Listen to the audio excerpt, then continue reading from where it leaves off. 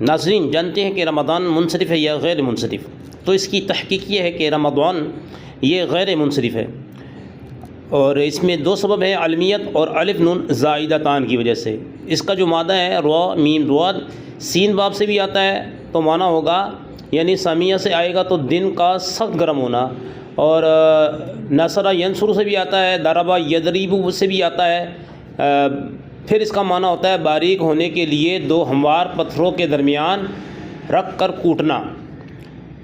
اس میں ایک تو سبب علمیت ہے، دوسرا ہے الف نون زائدتان۔ قرآن کریم میں آیا شہر رمضان الذی، تو یہاں پہ شہر نکرہ ہے، رمضان معرفہ ہے، اور یہاں پہ قاعدہ لگتا ہے مضاف اور مضاف الیہ کا، اور آپ کو معلوم ہے کہ مضاف الیہ ہمیشہ مجرور ہوتا ہے۔